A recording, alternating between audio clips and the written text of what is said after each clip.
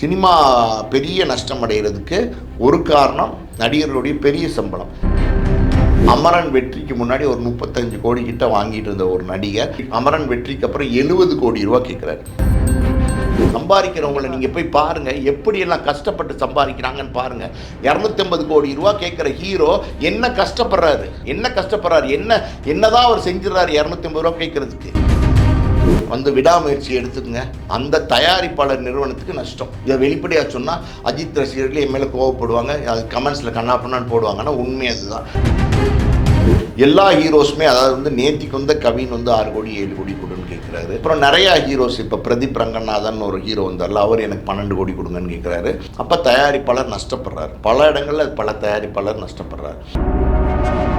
இன்னைக்கு கரண்ட்டில் சினிமாவில் இருக்கிற இயக்குநர்கள், பெரிய பெரிய இயக்குநர்கள்லாம் பார்த்திங்கன்னா பிளானிங் இல்லாமல் எடுக்கிறாங்க. எந்த பிளானிங்குமே அவங்கக்கிட்ட கிடையாது. எல்லா எக்யூப்மெண்ட்ஸையும் கொண்டு வந்து டேரக்டர்ஸ் வாங்கி வச்சுக்கிறாங்க.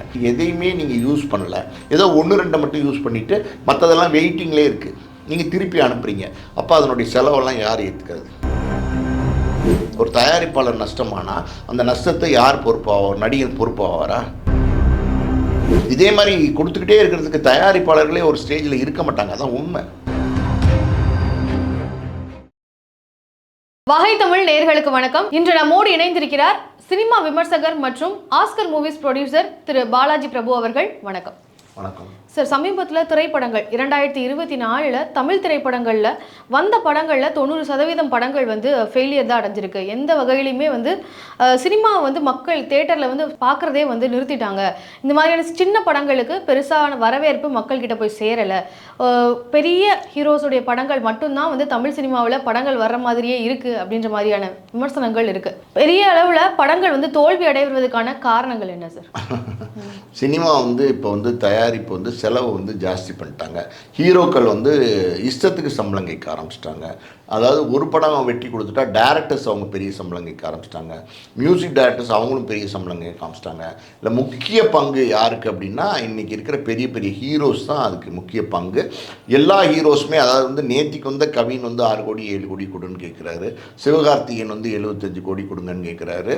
அப்புறம் நிறையா ஹீரோஸ், இப்போ பிரதீப் ரங்கநாதன் ஒரு ஹீரோ வந்தார்ல, அவர் எனக்கு 12 கோடி கொடுங்கன்னு கேட்குறாரு. இந்த மாதிரி ஹீரோஸ் எல்லாம் வந்து கோடிகள் சம்பளம்ங்கிறது ரொம்ப எளிதாக கேட்க ஆரம்பிச்சிட்டாங்க. நினச்ச மாதிரி ஒரு நம்பரை வந்து கேட்க ஆரம்பிச்சிட்டாங்க. அந்த அவங்க கேட்குற மாதிரியான அமௌண்ட்டை வந்து தயாரிப்பாளர் வந்து கொடுத்து அந்த படத்தை எடுத்தால் அந்த படம் வியாபாரம் ஆகுதா, வியாபாரம் ஆகலையா, வியாபாரத்தில் அதில் சிக்கல் இருக்கா, பிரச்சனை இருக்கா, எதையுமே பார்க்குறதில்ல. அந்த படம் வந்து ரிலீஸ் ஆனதுக்கப்புறம் ஓடுதா ஓடலையா இதெல்லாம் பார்க்குறதில்ல. ஆனால் வந்து அவங்க சம்பளம் கேட்டுகிட்டே இருக்காங்க. அப்போ தயாரிப்பாளர் நஷ்டப்படுறாரு. பல இடங்களில் பல தயாரிப்பாளர் நஷ்டப்படுறாரு. இது ஒரு காரணம். ஹீரோவோட சம்பளம் ஒரு காரணம். இன்னொரு காரணம் என்னென்னா, இன்றைக்கி கரண்ட்டில் சினிமாவில் இருக்கிற இயக்குநர்கள், பெரிய பெரிய இயக்குநர்கள்லாம் பார்த்திங்கன்னா பிளானிங் இல்லாமல் எடுக்கிறாங்க. எந்த பிளானிங்குமே அவங்கக்கிட்ட கிடையாது. நம்ம நினச்சதை எடுக்கலாம், நம்ம என்ன வேணாலும் நினைக்கலாம். கற்பனைக்கு ஒரு அளவு இருக்குது, கற்பனைக்கு ஒரு அளவு இல்லை. அந்த டாப்பிக்கில் நம்ம போக வேண்டாம். ஆனால் என்ன வேணாலும் எடுக்கலாம், எப்படி வேணாலும் எடுக்கலாம் அப்படின்னு நினைக்கிறாங்க. அப்போ என்ன வேணாலும் எடுக்கலான்னும் போது அவங்களுக்கு ஒரு பிளானிங்கே இல்லை. போகுது இதுதான் எடுக்க போகிறோம், இதுதான் படமாக வரப்போகுது, இதுதான் டைலாக்கு, இதுதான் சீனு அப்படின்றத சீன் பேப்பரில் இல்லை. பேப்பர் ஒர்க்கே பண்ணாமல் ஒரு சினிமா எடுக்கிறதுக்கு வராங்க பல இயக்குநர்கள். பெரிய ஹீரோக்களை வச்சுக்கிட்டு பேப்பர் ஒர்க் இல்லாமல் 150 நாள், 200 நாள், 250 நாள் இப்படிலாம் எடுக்கிறாங்க. அந்த காலத்தில் ஃபிலிம் இருக்கும்போது 1.5 லட்சம் 2 லட்சம் 2.5 லட்சம் எக்ஸ்போஸ் பண்ணாங்கன்னா 2.5 லட்சம் வரைக்கும் ஃபிலிமை வந்து 2.5 லட்சம் அடி யூஸ் பண்ணி ஃபிலிமை வந்து எடுத்தாங்க. அப்போ ஒரு படத்துக்கு வந்து எவ்வளோ தேவை ஒரு ஃபிலிம் அப்படின்னா அதிகபட்சம் 14,000 அடி தான் ஒரு படத்துக்கு தேவை. அப்போ நீங்கள் வந்து 2.5 லட்சம் ஃபிலிமை எக்ஸ்போஸ் பண்ணுறீங்க, 2.5 லட்சம் அடி ஃபிலிமை எக்ஸ்போஸ் பண்ணுறீங்க. அப்போ 2.5 லட்சம் அடியை எக்ஸ்போஸ் பண்ணி அவ்வளோத்தையும் கட் பண்ணி தூக்கி போடுறீங்க. அப்போ தூக்கி போட்டு ஒரு படத்துக்கு என்ன தேவை? 14,000 இல்லைன்னா 15,000 அடி தான். அவ்வளோதான் படம். ஒரு மணி நேரம் 10 நிமிஷத்துக்கு, 1 மணி நேரம் 2 மணி நேரம் 10 நிமிஷத்துக்கு, 2 மணி நேரம் 20 நிமிஷத்துக்கு, 2 மணி நேரம் 30 நிமிஷத்துக்கு இவ்வளோ தான் ஃபிலிம் தேவை. நீங்கள் வந்து எடுக்கும்போது என்ன ஆகுது? அப்போ 2.5 லட்சம் ஃபிலிமை நீங்கள் எக்ஸ்போஸ் பண்ணி எடுக்கிறீங்க. இப்போ ஃபிலிம் இல்லை, ஒரு உதாரணத்துக்கு தான் நான் சொல்கிறேன். இப்போ எல்லாம் டிஜிட்டலாக மாறிடுச்சு. ஸோ அப்போ எத்தனை நாள் எடுக்கணும்? எத்தனை லொக்கேஷனுக்கு திருப்பி போகணும், எத்தனை லொக்கேஷனுக்கு பணம் கட்டணும், ஆர்டிஸ்ட் எவ்வளோ நாள் வந்துகிட்டே இருக்கணும். இப்போ ஜூனியர் ஆர்டிஸ்ட் ஒரு படங்களில் இருக்காங்கன்னா எத்தனை சீனுக்கு வரணும், எத்தனை, அதாவது வந்து எந்த பிளானிங்குமே இல்லாமல் நீங்கள் எடுத்துக்கிட்டே போகிறீங்க. அதுவும் இல்லாமல் எல்லா எக்யூப்மெண்ட்ஸையும் கொண்டு வந்து டேரக்டர்ஸ் வாங்கி வச்சுக்கிறாங்க. இன்றைக்கி லேட்டஸ்ட்டாக எடுக்கிறேன், புது டெக்னாலஜியை யூஸ் பண்ணுறேன் அப்படின்னு சொல்லிட்டு யூஸ் பண்ண தெரிஞ்ச டேரக்டர்ஸ் நிறைய பேர் இருக்காங்க. Technically well advanced directors Tamil சினிமாவில் ஆகச்சிறந்த திறமையான இயக்குநர்கள்லாம் நம்ம தமிழ் சினிமாவில் இருக்கிறாங்க. அதை நம்ம குறை சொல்லலை. ஆனால் டெக்னிக்கலி தெரிஞ்ச விஷயம் இருக்கலாம், ஆனால் எல்லாத்தையும் ஒரே நாளில் கொண்டு வந்து வைக்கிறீங்க.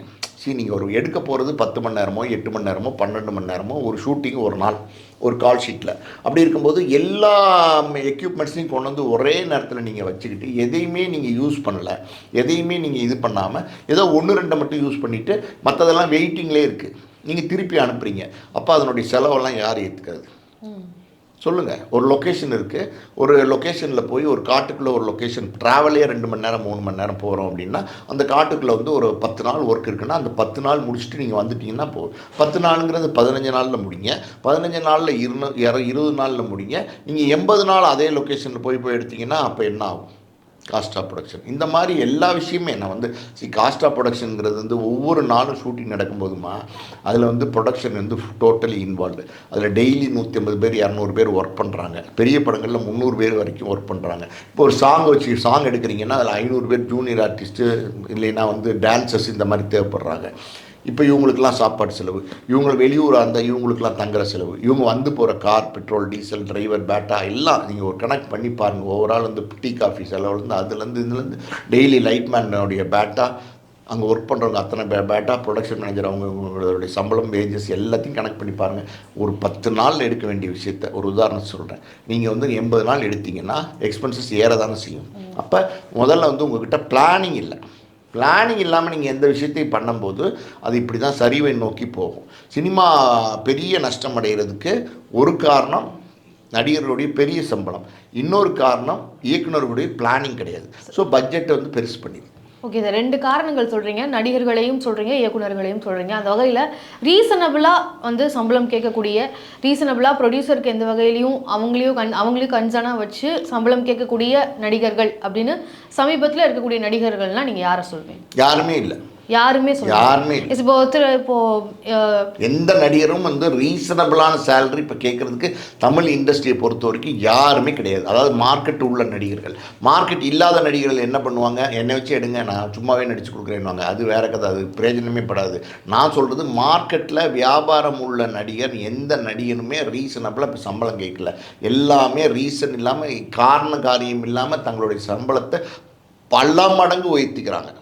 இப்போ சிவகார்த்திகேயன்லாம் வந்து அது இது எதுன்னு ஒரு டிவி ஷோலேருந்து வந்த நடிகர், புரியுது அவங்களுக்கு. அவர் வந்து மெரினான்னு ஒரு படத்தில் அறிமுகமாகிறாரு, மணங்கொத்தி பறவைன்னு ஒரு படத்தில் வந்து அடுத்து ஒரு நடிக்கிறாரு. அப்படி தொடர்ந்து அவர் நடிக்கிறாரு. அப்புறம் அவரோட படங்கள் ஓட ஆரம்பித்தோடனே புது ஹீரோயின்ஸ், பெரிய ஹீரோயின்ஸோட காம்பினேஷன் பண்ணுறாரு, புகழ் வெளிச்சத்துக்கு வராரு. அப்புறம் அடுத்து நடிக்கும்போது இன்றைக்கி வந்து சிவகார்த்திகேயன் கேட்குற சம்பளம் கிட்டத்தட்ட 75 கோடி.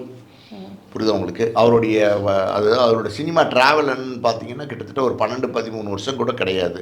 அவர் வந்து ஆக்ஷன் ஹீரோவும் கிடையாது. அவருக்கு ஓடி இருக்கிற ஒரே ஒரு படம் ஆக்ஷன் ஹீரோவாக என்ன படம்னா சமீபத்தில் வந்து அமரன் வெற்றி தான்.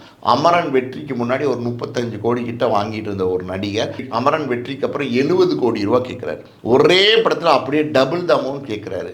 ஸோ இப்படி கேட்டால் அதுக்கான வியாபாரம் நடந்துச்சுன்னா ஓகே, ப்ரொடியூசர் தப்பிச்சிட்டாருன்னா ஓகே, படம் ஓடிச்சுன்னா ஓகே. சப்போஸ் இப்படி கேட்டு அதுக்கான வியாபாரம் இல்லை. இப்போ டிஜிட்டல்னு ஒரு மார்க்கெட் இருந்துச்சு, அது நல்லா இருந்துச்சு. தயாரிப்பாளர்கள் கொஞ்சம் சம்பளத்தை வந்து நடிகர்கள் கொடுக்கும்போது பெரிய தொந்தரவாக தெரியல. இப்போ டிஜிட்டல் மார்க்கெட்டுங்கிறது ரொம்ப டவுன் ஆயிடுச்சு, புரியுது அவங்களுக்கு. எந்த படத்தையும் அவங்க பெருசாக வாங்குறது இல்லை. ஸோ வாங்குறதுக்கே ஆள் இல்லும்போது அவங்க வந்து ஸ்ட்ரகிள் ஆயிடுச்சு. இப்போ ஒரு படத்தினுடைய ரிலீஸ் தேதியே தயாரிப்பாளர் நிர்ணயிக்கிறது இல்லை, டிஜிட்டல் காரங்க தான் நிர்ணயிக்கிறாங்க. நெட்ஃப்ளிக்ஸு இந்த மாதிரி சேனல்ஸ் தான் அவங்க நிர்ணயிக்கிறாங்க, புரியுது அவங்களுக்கு. அமேசான் பிரைமு, இவங்க ஹாட் ஸ்டார், இவங்க தான் நிர்ணயிக்கிறாங்க. ஸோ அப்படி இருக்கும்போது நீங்கள் இஷ்டத்து சம்பளம் கேட்குறீங்களே, இந்த காஸ்ட் ஆஃப் ப்ரொடக்ஷன் வேறு இருக்குது. அதுக்கப்புறம் அதில் டைரக்டர் இருக்கார், நடிகை இருக்காங்க, டோட்டல் க்ரூ ஒர்க் பண்ணணும், இத்தனை நாள் எடுக்கணும், எல்லாமே இருக்கே. அப்போ அந்த பட்ஜெட் வந்து எங்கே போய் நிற்கும்? எவ்வளோ பெரிய பட்ஜெட்டில் போய் நிற்கும்? நீங்கள் 75 கோடி ரூபா சம்பளம் வாங்கிட்டு நீங்கள் போயிடுறீங்க. ஓகே, நஷ்டமாச்சுன்னா அந்த சம்பளத்தை வந்து யார் அந்த நஷ்டத்துக்கு யார் பொறுப்பாவா? ஒரு தயாரிப்பாளர் நஷ்டமானால் அந்த நஷ்டத்தை யார் பொறுப்பாவா? நடிகன் பொறுப்பாவாரா? யாருமே பொறுப்பாகிறது இல்லை. இப்போ தெலுங்குலாம் எடுத்துக்கிட்டிங்கன்னு வச்சுக்கோங்க, அவங்க வந்து என்ன பண்ணுறாங்கன்னா ஒரு சின்ன அட்வான்ஸ் வாங்கிக்கிறாங்க. ஒரு 100 கோடி சம்பளம்னு வச்சுக்கோங்க, 10% 10 கோடி எனக்கு கொடுங்க, படத்தை முடிங்க, படத்தை முடிச்சோன்னா பணத்தை கொடுங்க. சரியா? அப்போ ஒரு தயாரிப்பாளர் 90 கோடி ரூபா அந்த நடிகருக்கு படம் எடுக்கும்போது கொடுக்க தேவையில்லை, 10 கோடி ரூபா மட்டும் கொடுத்தா போதும். அப்போ அந்த 90 கோடி ரூபாய்க்கு வந்து தயாரிப்பாளர் வந்து வட்டிக்கு வாங்க வேண்டிய தேவை கிடையாது. அந்த 90 கோடி ரூபாய்க்கு இந்த படம் நடிக்கிற ஒரு வருஷ காலகட்டத்துக்கு வட்டி கட்ட தேவையில்லை. ஸோ இதெல்லாம் ஒரு தயாரிப்பாளர் மிச்சமாகுதா? அப்போ அந்த தயாரிப்பாளர் படத்தை முடித்து வியாபாரம் பண்ணுறார், ஒரு லாபம் வருது, அவருக்கு நடிகருக்கு சம்பளம் கொடுத்துறாரு. நீங்கள் சம்பளமும் கேட்குறீங்க, பெரிய சம்பளமும் கேட்குறீங்க, அந்த சம்பளத்தை வந்து முழுசாக கொடுத்துடணும்னு கேட்குறீங்க. ஏதாவது ஒரு பக்கம் காம்ப்ரமைஸ் பண்ணி வாங்க, அப்போ தான் சினிமா தொழில் நல்லாயிருக்கும். இல்லைன்னா சினிமா தொழில் நல்லா இருக்காது. இதே மாதிரி கொடுத்துக்கிட்டே இருக்கிறதுக்கு தயாரிப்பாளர்களே ஒரு ஸ்டேஜில் இருக்க மாட்டாங்க, அதான் உண்மை. Okay sir. இதே மாதிரி இரண்டாவது காரணமாக இயக்குநர்களை சொன்னீங்க. டெக்னிக்கலாக பயன்படுத்த தெரிஞ்ச இயக்குநர்கள் பல பேர் வந்து தமிழ் சினிமாவில் இருக்காங்கன்னு சொல்லியிருந்தீங்க. அந்த மாதிரி டெக்னிக்கலாக பயன்படுத்தி கரெக்டாக பிளானிங்கோடு செயல்படக்கூடிய இயக்குநர்கள், ப்ரொடியூசருக்கும் எந்தவித லாஸும் ஏற்படாத மாதிரி படம் எடுக்கக்கூடிய இயக்குநர்கள்னால் யாரெல்லாம் சொல்லுவீங்க? அப்படி யாராவது இருக்கிறாங்க? இப்போ வந்து 1-2 பேர் சொல்லலாம், அவ்வளோதான் நம்ம சொல்லலாம். கார்த்திக் சுப்ராஜ் கொஞ்சம் பரவாயில்லாமல் படம் எடுக்கிறாரு, நெல்சன் கொஞ்சம் பரவாயில்லாமல் படம் எடுக்கிறாரு, லோகேஷ் கனகராஜ் கொஞ்சம் பிளானிங்கோடு எடுக்கிறாரு, நிறைய யூஸ் பண்ணார், நிறைய டெக்னிக்கெல்லாம் கூட பிளானிங்கோடு பண்ணுறாரு. 1-2 பேர் சொல்லலாம், சொல்லவே முடியாது, ஆளே இல்லைன்னு சொல்ல முடியாது. எப்படி நடிகர்கள் சம்பளம் யார் கரெக்டாக கேட்கலன்னா யாரையுமே சொல்ல முடியாது, புரியுது அவங்களுக்கு, எல்லாமே ஜாஸ்தி தான் கேட்குறாங்க. ஆனால் டெக்னீஷியன்ஸை பொறுத்த வரைக்கும் 1-2 பேர் சொல்லலாம். இப்போ அட்லியெல்லாம் பார்த்தீங்கன்னா கண்ணாப்புனான்னு செலவழித்து விட்றாரு. அவர் நினைக்கிற செலவுங்க நினச்ச மாதிரி எடுக்கிறார், எடுத்து அதில் ப்ளஸ் என்ன தெரியுமா, சக்ஸஸ் பண்ணிடுறாரு. இப்போ ஜவான் ஒரு படம் ஹிந்தி படம் எடுத்தார், ஷாருக் கான். அந்த படம் நடக்கும்போது அட்லி மேலே நிறைய மனக்குறைகள் இருந்துச்சு ஷாருக் கானுக்கு. ஆனால் அந்த படத்தை பார்த்திங்கன்னா அட்லி வெற்றி படமாக காட்டிட்டார், 1000 கோடி ரூபாய்க்கு மேலே கலெக்ஷன் பண்ணுற மாதிரி ஆக்கிட்டார்.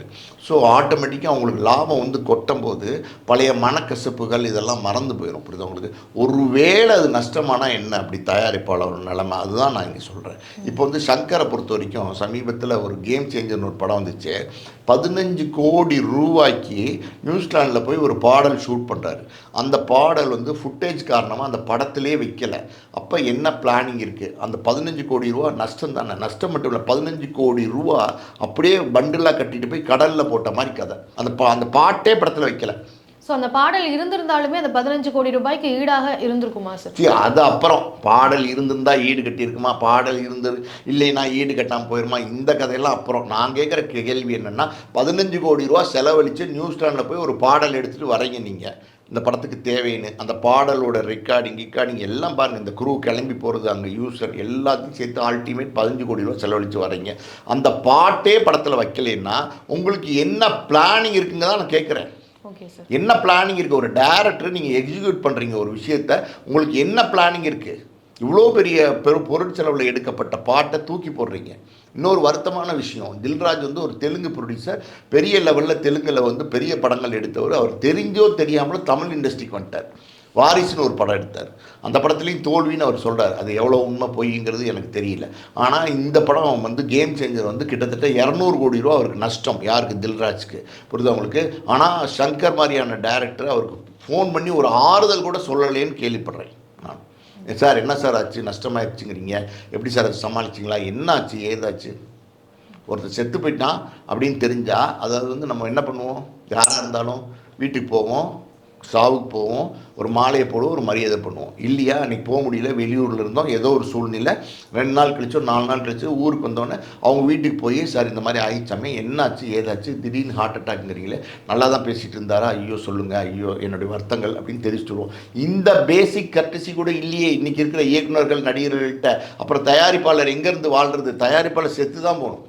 Okay sir. அதே மாதிரி இப்போது தமிழ் சினிமா வந்து இந்த நிலைக்கு இருக்கிறதுக்கு காரணம் வந்து நல்ல படங்கள் வர்றதில்லை அப்படின்ற மாதிரி, க்ரியேட்டிவாக இல்லை அப்படின்ற மாதிரி சொல்கிறாங்க. அதுக்கு காரணம் என்னென்னா, இப்போ மலையாள படங்கள் பார்த்தீங்கன்னா மஞ்சுமல் பாய்ஸாக இருக்கட்டும், ஆவேசமாக இருக்கட்டும், இது எல்லாமே வந்து இந்தியா ஃபுல்லாக கொண்டாடினாங்க. ஆனால் அந்த படங்கள் வந்து தமிழ் சினிமா கதைக்கு புதுசான்னு கேட்டிங்களா, அப்படி கிடையாது, ஏற்கனவே எடுத்துருக்குறாங்க. ஆனால் இப்போ வந்து தமிழ் சினிமாவில் வரக்கூடிய படங்கள் வந்து பெரிய அளவில் கொண்டாடப்படுறதில்ல, தமிழ் மக்களே கொண்டாடப்படுறதில்ல, அப்புறம் எங்கே மற்ற மாநிலத்தில் இருக்கக்கூடிய மக்கள் வந்து அதை எடுத்து பார்க்க போகிறாங்க அப்படின்ற ஒரு நிலை வந்து உருவாகியிருக்கு. இதுக்கு காரணம் வந்து கிரியேட்டிவிட்டி இப்போ குறைஞ்சிருச்சு அப்படியா, இல்லைன்னா சமூகத்தை நோக்கி சமூக நல்லிணக்கத்துக்காக அந்த மாதிரியான படங்கள் எடுக்க ஆரம்பிச்சதுனால அவ்வளோ ரீச் இல்லைன்னு நினைக்கிறீங்களா? முதல்ல வந்து சமூக நல்லிணக்கத்துக்காண்டி யார் படம் எடுத்திருக்காங்க? இல்லை சார், இப்போ இந்த ஒரு படம் சொல்லுங்க. இல்லை சார், நான் என்ன எந்த மாதிரியான விஷயங்கள் சொல்கிறேன்னா, இப்போ தலித் சினிமா அந்த மாதிரியான விஷயங்களை நோக்கி படங்கள் போக ஆரம்பிச்சதுனால சினிமாலாம் நீங்கள் விடுங்க, தலித் சினிமாலாம் நீங்கள் விடுங்க. தலித் சினிமா எடுத்துட்டா உடனே சமூக சமூக நல்லநோக்க நோக்கி எடுக்கிறாங்கன்னு அர்த்தமா? நான் கேட்குற கேள்விக்கு நீங்கள் பதில் சொல்லுங்கள். சமூக நல்லதுக்காண்டி என்ன படம் யார் எடுக்கிறாங்க சொல்லுங்க. யாராவது ஒரு படம் சொல்லுங்க, ஒரே ஒரு படம் சொல்லுங்க. வெற்றிமாறன் அவர்கள்லாம் சொல்றாங்க. வெற்றிமாறன் என்ன எடுக்கிறாரு? வெற்றிமாறன் விடுதலை எடுக்கிறாரு, வடசென்னை எடுக்கிறாரு, அவர் ஒரு டைப்பா எடுக்கிறாரு, நல்ல படங்கள் கொடுக்குறாரு. சமூகத்துக்கு இதுல என்ன கருத்து சொல்றாரு? விடுதலையில என்ன கருத்து சொன்னாரு? கம்யூனிசம் பேசினாரு, சில விஷயங்கள் சொன்னாரு. ஓகே, அதாவது வந்து வடசென்னையில என்ன கருத்து வெற்றிமாறன் சொன்னாரு? ஏதாவது சொல்லியிருக்காரா? எனக்கு தெரியல, சொல்லியிருக்காரா? ஓகே, அந்த மக்களுடைய வாழ்வாதாரங்களை வந்து சினிமாவில் வந்து காமிக்கிறாங்க இல்லையா? அவ்வளவுதான். நீங்க சமூகத்துக்கு என்ன செஞ்சிருக்காங்க அந்த படத்தின் மூலமா? யாருமே அப்படி எடுக்கிறது இல்லையே. ஒரு இயக்குனர் அப்படி எடுக்கிறது இல்லை. நமக்கு பணம் வேணும், நமக்கு காசு வேணும், நம்ம சம்பாதிக்கணும், நம்ம பெரிய லெவலில் ஜெயிக்கணும் இந்த சினிமாவில். அப்படி தான் எடுக்கிறாங்க. யாரும் சமூகத்துக்கெல்லாம் எதுவுமே செய்கிறதில்ல. ஏன் சமூகத்துக்கு செய்கிற மாதிரி விஜய் என்ன படம் நடிச்சிருக்காரு? ஏன் அஜித் என்ன படம் நடிச்சிருக்காரு? ரஜினி என்ன படம் நடிச்சிருக்காரு? கமல் என்ன படம் நடிச்சிருக்காரு? சொல்லுங்கள், யார் என்ன படம் நடிச்சிருக்கா? கதைக்கு நாயகனாக நடிக்கிறாங்க, அதில் ஒரு பாட்டு, ஃபைட்டு, கூத்து, கச்சேரி எல்லாம் இருக்கும். பெரிய மாசு ஹீரோஸ்லாம் என்ன படம் சமூக நலத்தோடு சமூக அக்கறையோடு எந்த படம் சொல்லியிருக்காங்க? நியாயமாக இந்த மாஸ் ஹீரோஸ் வந்து சமூக அக்கறையோட கதை சொல்லணும். இப்போ விடாமுயற்சி கதையே எடுத்துங்க. அது ஏதோ வந்து 12 வருஷம் கழித்து அவர் பொண்டாட்டி வந்து வேற ஒருத்தனோட அஃபராக இருக்குது, அது வந்து வீட்டில் கொண்டு போய் விட்ற வான்னு இவரே கூட்டிகிட்டு போகிறாரு. அதை ஏற்றுக்கிட்டு ஒரு ஹீரோ, மாஸ் ஹீரோ, அதை கொண்டு போய் விட்றாரு. அங்கே வந்து பொண்டாட்டியை கடத்திட்டாங்க. அங்கே வந்து பார்த்தீங்கன்னா இப்போ ஒரு பாலைவனம் மாதிரி ஒரு இடத்துல மாட்டிட்டு எப்படி வந்து அதுவும் தேடி கண்டுபிடிக்கிறதும் இன்டெலிஜென்ட்டாக இல்லை, எப்படி வந்து பொண்டாட்டியை மறுபடியும் சேர்றாரு அப்படிங்கிறது கதை. ஓகே, இதில் சமூக நோக்கம் என்ன இருக்குது? இந்த கதையில் சமூக நோக்கம் என்ன இருக்குது சொல்லுங்கள். ஒரு மாஸ் ஹீரோ எடுத்து தேர்வு செய்கிற கதையாக இது. அதாவது வந்து நீங்கள் மாஸ் ஹீரோவாக இருக்கீங்கன்னா உங்களுக்கு ஃபாலோயர்ஸ் இருக்காங்க. ரஜினி, கமல், விஜய், அஜித், சூர்யா இந்த மாதிரி நடிகர்கள்லாம் பார்த்தீங்கன்னா ஃபாலோவர்ஸ் இருக்காங்க. ஸோ இப்போ நீங்கள் மக்களுக்கு எவ்வளோ நல்ல விஷயங்களை சொல்லலாம். நீங்கள் நல்ல விஷயங்களை என்ன சொல்கிறீங்க? ரஜினி பில்லா மாதிரி ஒரு படத்தில் நடிக்கிறாரு. பில்லா மாதிரி ஒரு படத்தில் நடித்தோன்னா அஜித்துக்கு சில காலங்களுக்கு அடுத்து பில்லான்னு மறுபடியும் அவர் நடிக்கிறாரு. வேறு என்ன நல்ல விஷயம் சொன்னீங்க? மை நேம் இஸ் பில்லான்ற பாட்டு அதுலேயும் இருக்குது, இதுலேயும் இருக்குது. நீங்கள் என்ன நல்ல விஷயம் சொல்லிட்டீங்க? இந்த சினிமாக்காரவங்க சமூகத்துக்கு என்ன நல்ல விஷயம் சொல்லிட்டாங்க நீங்கள் சொல்லுங்கள், எனக்கு தெரில. இல்லை சார், இப்போ இந்த கருத்து வந்து முற்றிலும் நான் மாறுபடுறேன். மாரி செல்வராஜ் என்ன கதை சொல்றாரு?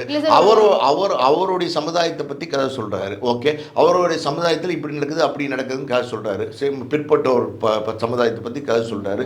சரி, அவர் இந்த மாதிரி கதை சொல்லி என்ன பண்ண போறாரு? என்ன மாற்றங்களை கொண்டு வந்துட்டாரு? என்ன மாற்றங்கள் கொண்டு வந்துட்டார்? மாரி செல்வராஜோ, பாரஞ்சித்தோ நல்ல படைப்பாளிகள், நல்ல கதை சொல்கிறவங்க. அதெல்லாம் ஒரு வாழைன்னு ஒரு படம் வந்து பாரஞ்சித் சொன்னார். இந்த வாழைங்கிற படம் வந்து அந்த பிற்பட்ட சமுதாயத்தில் இருக்கிறவங்க மட்டும்தான் அப்படி வாழ்கிறாங்களா? அப்போ மற்ற சமுதாயத்துக்காரவங்களாம் அப்படி வாழலையா?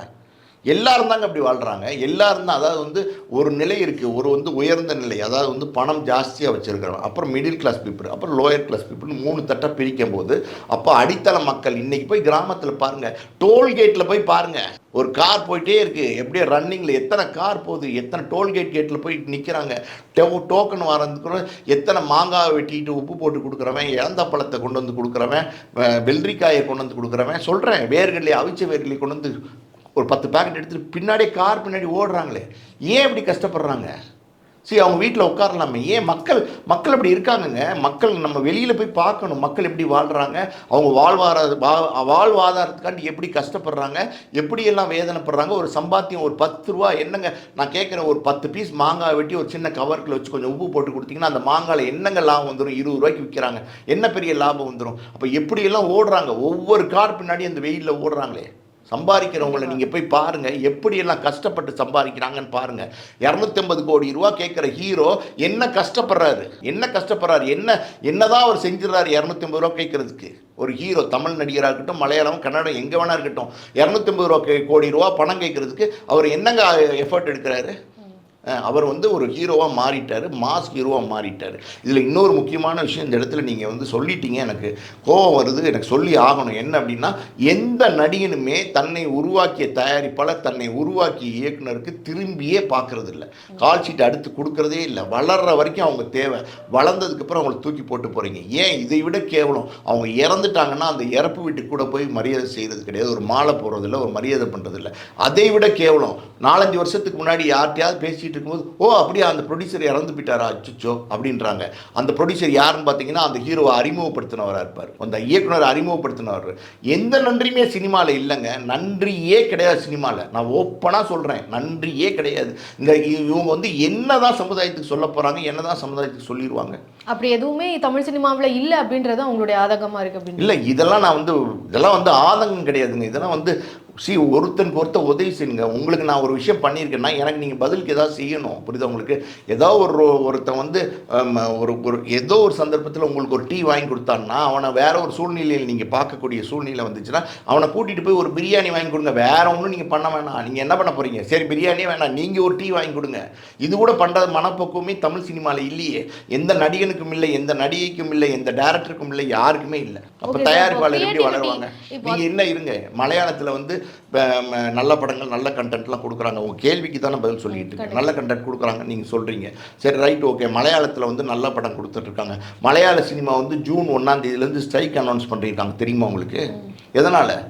நடிகர்கள் உச்சபட்ச சம்பளம் கேட்குறாங்க, கண்டபடி சம்பளம் கேட்குறாங்க, சினிமா வந்து தொய்வில் போயிட்டுருக்கு. மலையாள சினிமா என்ன சொல்லுது? நீங்கள் என்ன சொல்கிறீங்க? தமிழ் சினிமாவில் 93% தோல்விங்கிறீங்க, 7% தான் வெற்றிங்கிறீங்க. மலையாள சினிமா என்ன சொல்லுது?